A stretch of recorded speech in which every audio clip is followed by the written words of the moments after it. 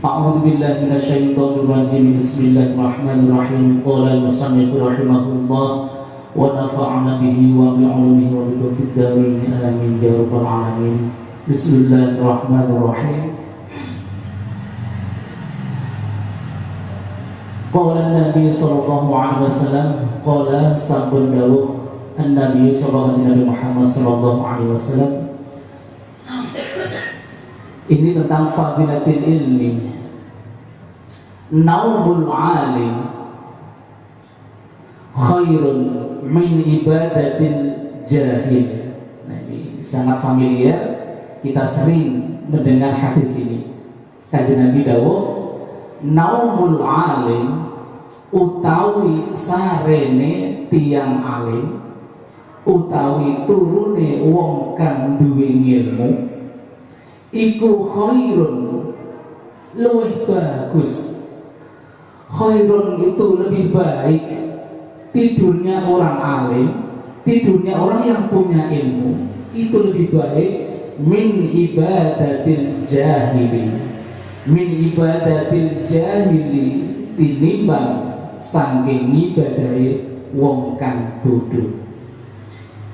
Sangat familiar di masyarakat bahwa tidurnya orang alim itu luwih apik, khairun itu luwih bagus min ibadatil jahili, tinimbang saking ibadahe wong bodoh.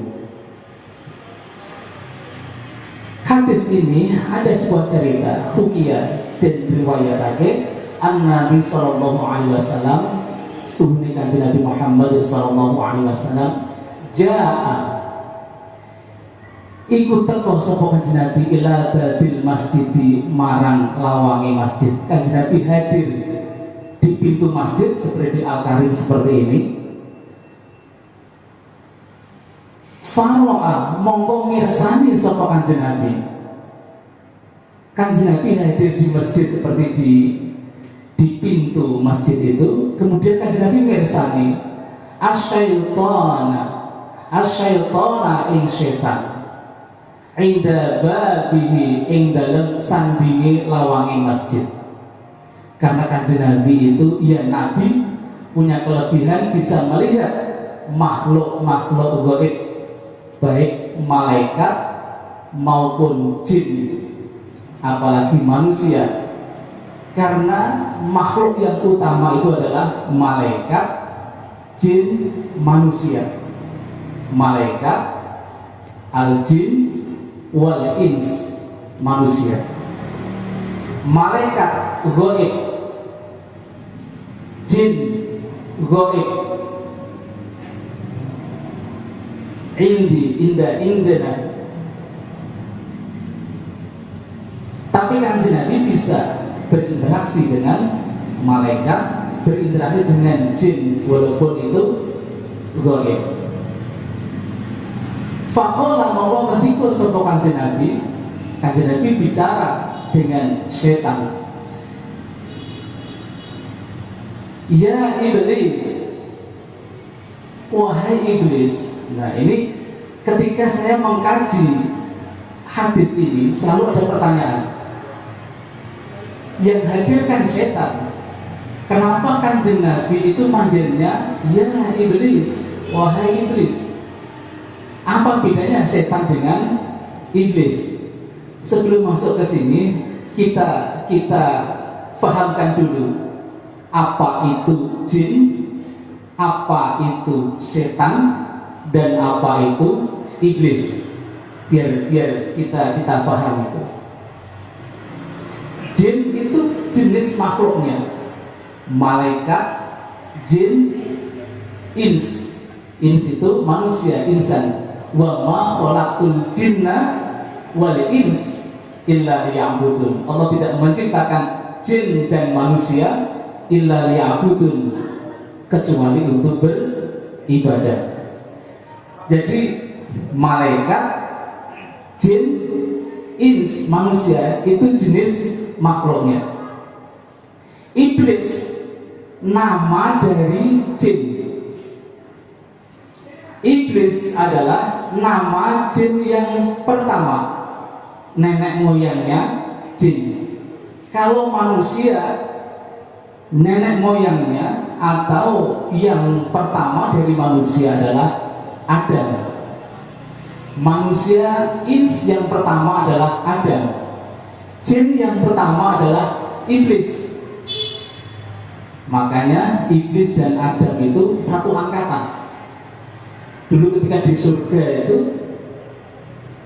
di surah Al-Baqarah itu ada percakapan godaan iblis terhadap Adam dan Hawa sehingga memakan buah khuldi. Iblis sama Adam adalah nama dari manusia yang pertama dan jin yang pertama. Saya dipahami ini. Iblis itu nama jin yang pertama. Jadi kalau manusia disebut Bani Adam, jin itu juga Bani Iblis. Karena yang pertama dari jin itu adalah namanya Iblis. Manusia pertama namanya Adam. Nah, jadi jenis makhluknya jin, ins, tapi namanya yang pertama itu adalah Iblis sebagai perwakilan dari makhluk jin, dan Adam perwakilan dari makhluk yang bernama manusia. Bagaimana dengan setan? Setan itu karakter. Setan itu sifat. Alladzi waswisu fi sudurin nas minal jinnati wan nas. Karakter jelek yang muncul dari makhluk berasal dari jin nanti wan nas dan manusia. Jin yang berkarakter jelek maka dia bisa disebut setan. Manusia yang berkarakter jelek juga bisa disebut dengan setan. Karena setan itu adalah karakter jelek minal jinnati wan nas yang terdiri dari jin dan manusia. Sampai di sini sampai dipahami ya? Perbedaan antara jin, iblis, dan setan. Ketika saya menjelaskan ini selalu ada pertanyaan, bagaimana dengan genderuwo, kuntilanak? Itu adalah jin. Itu bagian dari jin. Dan anehnya, banyak dari mereka tidak tahu kalau namanya itu genderuwo. Karena yang menamakan genderuwo lagi-lagi manusia. Nah, manusia itu bisa menamakan barang goib barang disebut genderuwo. Padahal dia tidak tahu kalau dia itu namanya genderuwo. Yang kecil itu namanya ya. Kadang dia tidak tahu kalau dia disebut tuyul. Ada yang tidak punya kepala. Karena jin itu tidak sempurna. Yang sempurna adalah manusia. Manusia kesempurnaannya kalau tidak utuh, kalau tidak sempurna, tidak bisa hidup. Karena ahsani takwim dicipta oleh Gusti Allah dalam keadaan sempurna. Itu manusia. Nek tidak sempurna, tidak hidup. Tapi kalau jin tidak sempurna pun hidup. Hanya punya kepala, hidup. Kalau bikin namanya Napoli. Nah, gundul pecengis. Padahal kalau dia ditanya itu tidak tahu kalau namanya itu gundul pecengis. Senjanya bolak-balik dia menunggu semua itu. Jawa, Sunda beda lagi, Banten beda lagi istilahnya, Sumatera nanti beda lagi, di Dayak, Kalimantan beda lagi. Dijengek sampai tidak tahu yang dijengek ini, yang dinamakan itu. Kalau dia itu genderuwo itu ya tidak mengerti. Nah itulah. Dan antara jin dan manusia itu satu alam bersama-sama, satu alam. Gesar-gesar ngeten iki mereka ya ada yang hadir dan banyak nggih melu ngaji. Jadi antara malaikat, jin dan manusia itu satu alam tapi beda dimensi. Mereka juga hadir di sini. Malaikat Jibril memberikan ma'unah, memberikan inayah. Kalau Nabi kan wahyu, kalau kita ada inayah, ada hidayah. Israel semoga tidak hadir di sini. Tapi juga satu alam bersama-sama dengan kita. Jin juga banyak. Ada yang ikut ngaji, ada yang ganggu ngaji, ada yang ketawa-ketawa saja. Sama. Maka jangan takut. Karena malaikat, jin, manusia itu sama-sama satu alam bareng-bareng gitu. Jin ada yang baik, banyak. Yang jelek tambah banyak. Manusia juga sama. Dan yang jelek-jelek itu diistilahkan sebagai syaitan. Nah, maka syaitan itu alladzi waswisu fi sudurin nas minal jinnati wan nas. Ini tafsir dari Prof. Quraisyihab, dosen saya. Faqala sallallahu alaihi wasallam, ya iblis, ma tasna'u huna? Wahai iblis, ma tasna'u huna? Mau tawi apa? Tasna'u gawe sira huna ing dalem iki lawang. Kok ning kene iki lapo biasanya? Kanjeng Nabi hadir di pintu masjid, melihat ada setan. Kemudian bertanya, "Kowe lapo ning kene? Kamu ngapain di sini?" "Ya iblis." Kanjeng Nabi memanggilnya dengan bahasa iblis, artinya anak cucunya iblis. Kalau manusia, ya Bani Adam, anak cucunya Adam. Faqala mongko jawab asy-syaitanu sapa syaitan. Uridu an adkhulal masjidah. Uridu ngarepake kula an adkhulal masjidah ing yen to mlebet kula an adkhula ing yen to mlebet kula al masjidah ing masjid. Saya pengen masuk masjid, Kanjeng Nabi. Wa usida lan ngrusak kula salata hadal musolli ing salate iki wong kan lagi sholat. Kula badhe mlebet masjid Gusti. Jawab iblis, jawab setan, kula badhe mlebet badhe ngrusak salate wong sing sholat nembe sholat niku. Dan terus di dalam masjid ini ada yang sedang sholat. Ada yang sedang sholat. Iblis itu nunggoni di dekat pintu konangan Kanjeng Nabi. Kowe lapo iblis? Kowe lapo tan setan? Kula badhe ngrusak salate tiyang niku. Kebetulan ada yang sedang sholat. Walakin tetapi akhafu kula ajrih Kanjeng Nabi. Ajrih min hadar rajuli saking menika tiyang jalem ana ini kan nembe tilem. Tapi di sebelahnya itu ada orang sedang tidur. Setan tidak berani menggoda orang yang sholat itu karena dia melihat ada seseorang yang sedang tidur.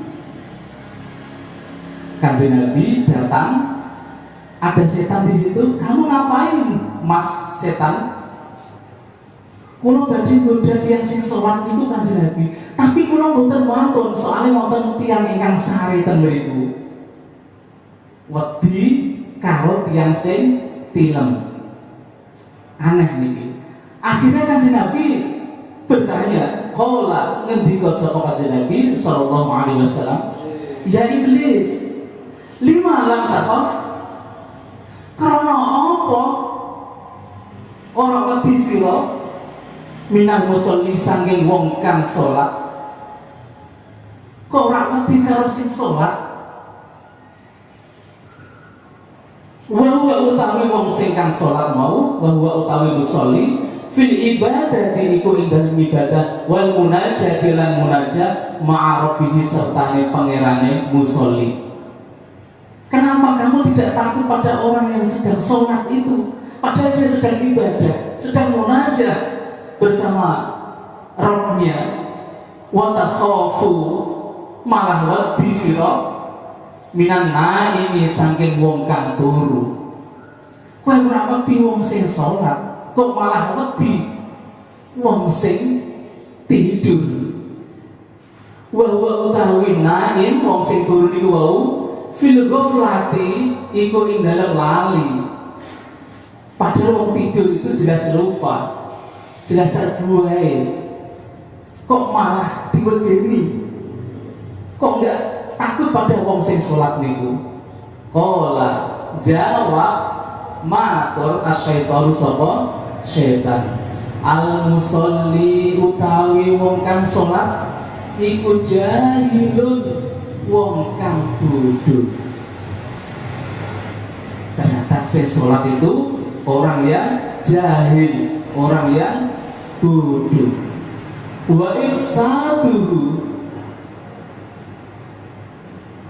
ifsaduhu lan utawi ngrusak ing jahil ashalu iku gampang.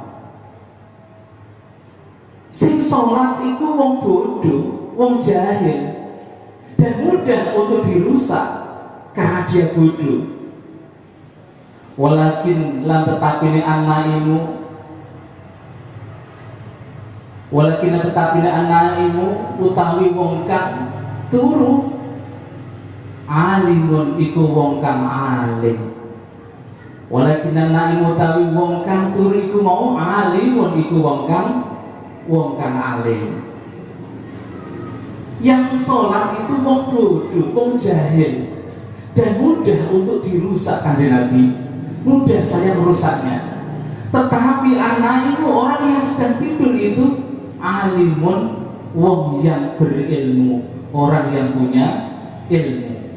Il abwa itu nalikane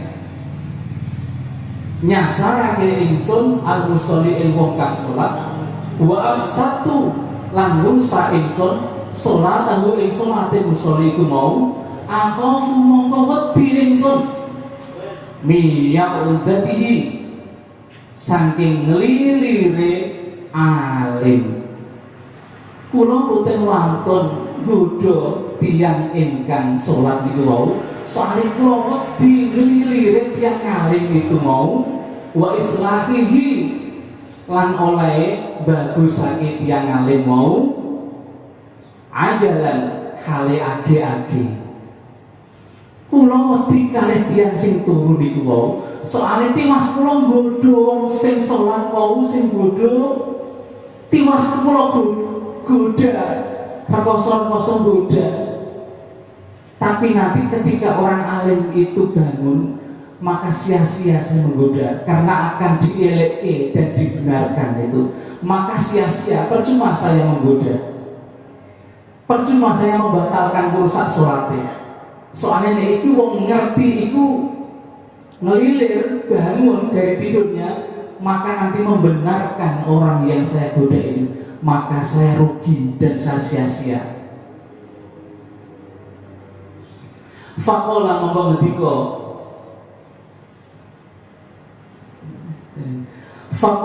ngendika sapa Kanjeng Nabi alaihi salatu wassalam. Kembali ke tadi, maka muncullah hadis yang sering kita dengar itu, naumul alimi utawi turune wong alim iku khairun luwih bagus min ibadatil jahili tinimbang saking ngibadahi tiyang bodoh. Hadis ini mempunyai hikmah.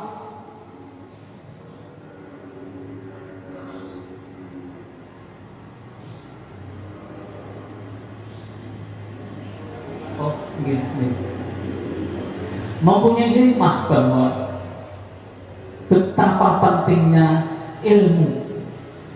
Setan wae wedi dengan tidurnya orang yang punya ilmu, tapi tidak takut walaupun dia sedang sholat, sedang ibadah, tapi ketika tidak punya ilmu, setan tidak takut. Yang ditakutkan adalah orang yang punya ilmu walaupun sedang tidur.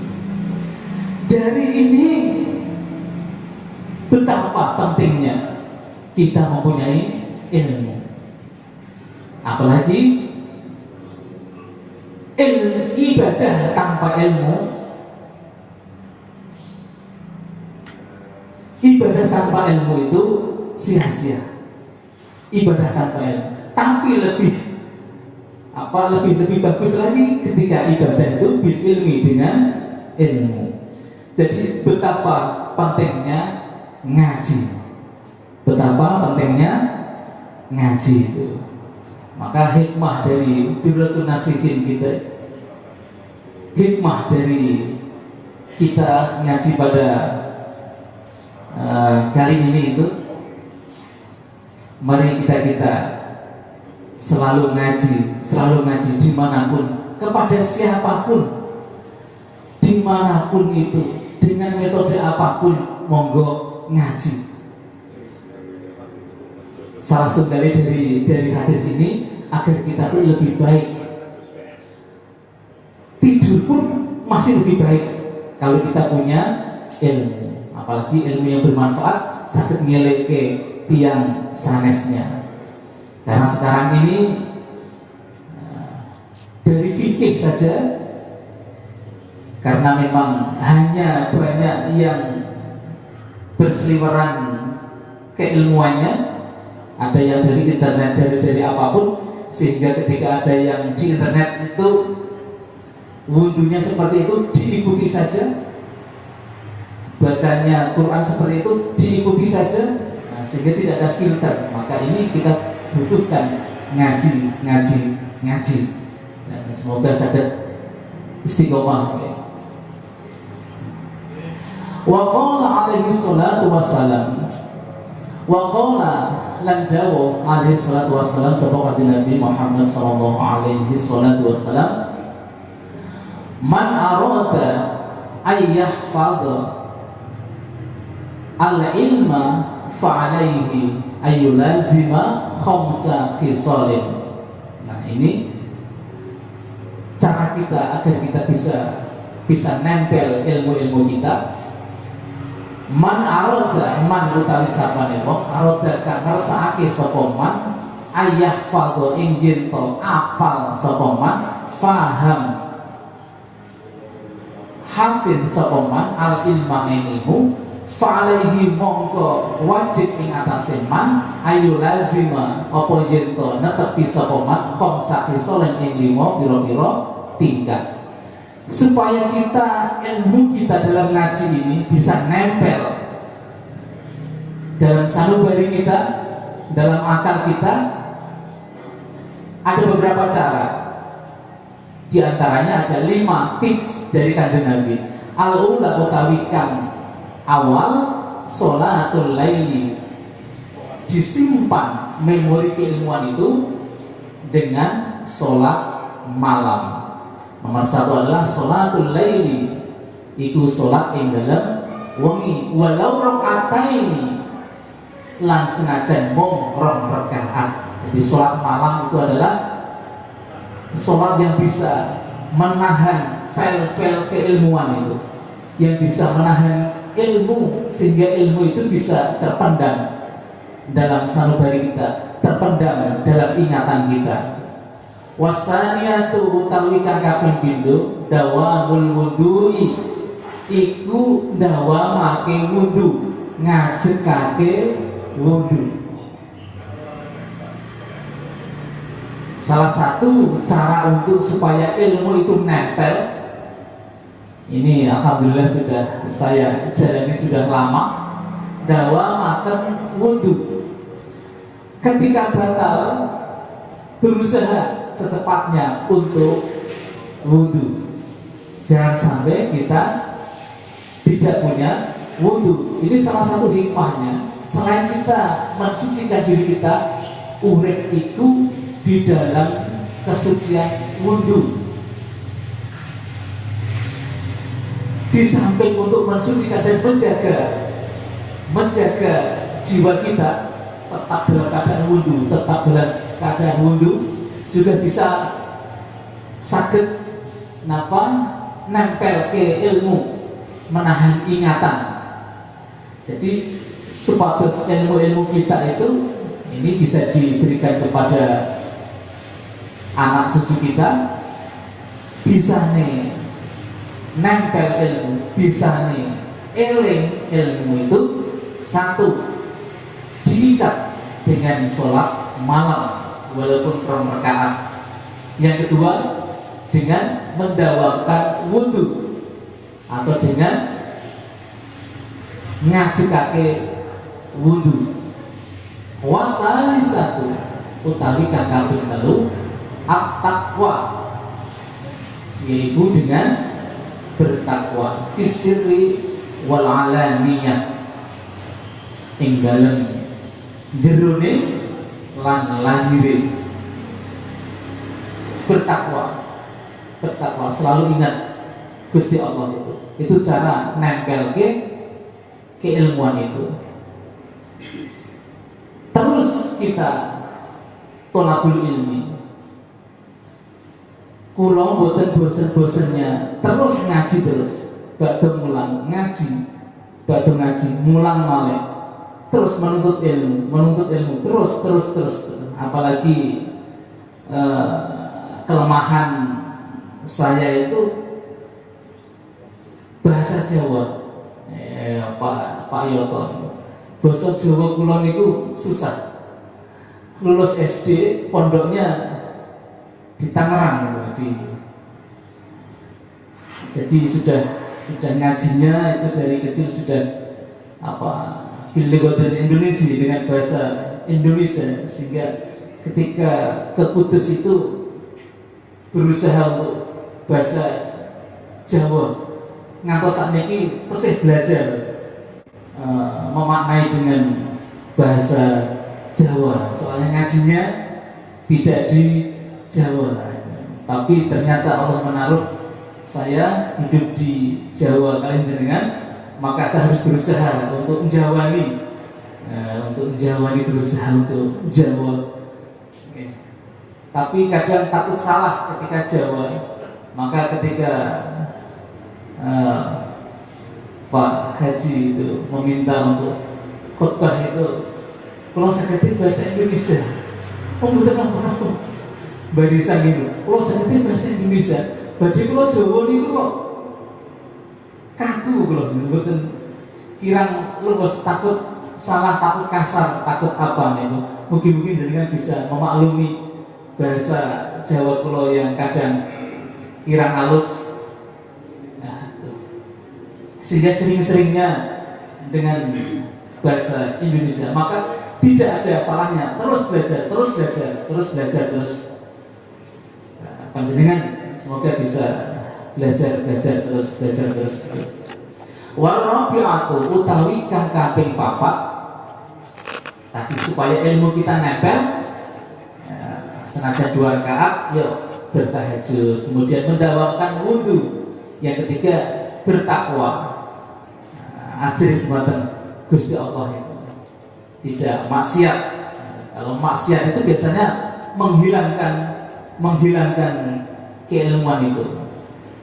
Apalagi yang punya simpanan hafalan, itu harus dijaga. Sudah berusaha jaga itu nek kula nggih.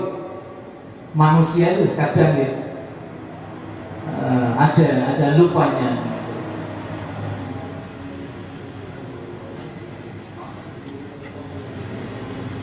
Warabi'atu utawi kang kaping papat ayat kula iku yen to maem sapa man litakwa krana kanggo ketakwaan ibadah, la li syahwati ora krana syahwati. Jadi maem itu ya karena pengen sehat untuk beribadah, bukan karena syahwat. Nah ini cobaan kita. Kalau tahajud cobaannya ya digugah Gusti Allah atau tidak, karena tidur itu Gusti Allah,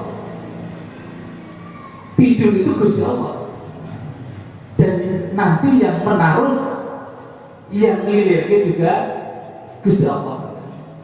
Maka sebelum tidur usaha, ya Allah kula nyuwun bangun itu, ada kalanya kita berdoa itu. Dan doa kita ketika tidur itu pun maut. Doa tidur itu pun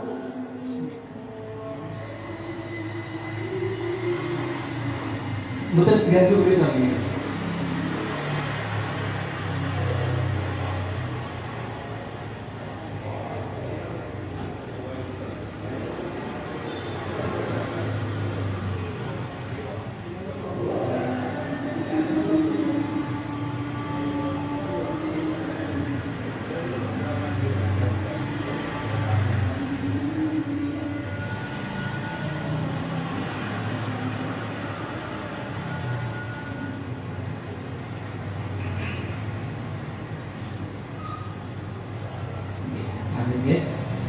Warabi utawi kakaping sekawan ayah kula iku jento ma'am sokoman di takwa krono kekuatan kagem takwa lali syahwati ora krono syahwat wal khamisatu utawi kakaping 5 asiwaku siwakan itu niku gansal tips saking Kanjeng Nabi supaya kita itu bisa nyentel keilmuannya. Terus hadis yang pertama cerita tentang bagaimana wajibnya, pentingnya keilmuan itu. Hadis yang kedua ini adalah tentang bagaimana supaya ilmu-ilmu itu tetap ada kalanya faham di sini, besok lupa, apalagi besoknya lagi tambah lupa, maka kita tahan keilmuan itu, kita ikat keilmuan itu. Yang pertama dengan sholat malam, dawam ke wudu, kemudian tidak maksiat. Yang kesekawan, yang keempat adalah ma'amnya itu. Makanya Kanjeng Nabi makanlah ketika lapar dan berhentilah sebelum kenyang, jangan kekenyangan itu. Karena kalau kekenyangan itu, kalau di Ta'limul Muta'allim kitab itu, kekenyangan itu bisa menghilangkan hafalan. Kuargen itu bisa menghilangkan hafalan. Berarti no dedel itu ketika kuargen itu di kitab Ta'limul Muta'allim. Maka kita makan saja secukupnya. Wal khamisatu, dan yang kelima adalah siwakan, membersihkan selalu gigi. Itu 5 tips dari Kanjeng Nabi. Semoga kita bisa mengamalkan dan semoga pertemuan kita malam hari ini ada manfaat dan barokahnya. Mohon maaf atas segala kekurangan. Sampun nggih. Mari pengajian ini kita tutup dengan bacaan burdah. Maulaya salli wa sallim daiman abada ala habibika khairil khalqi kullihim huwal habibul ladzi turja syafa'atuhu likulli hawlin minal awali muqtahini ya Rabbi bil Mustafa balligh maqasidana waghfir lana ma madha ya wasi'al karami ya arhamar rahimin ya arhamar rahimin ya arhamar rahimin farrij 'alal muslimin. Subhana rabbika rabbil 'izzati 'amma yasifun wa salamun 'alal mursalin walhamdulillahi rabbil 'alamin. Al-Fatihah.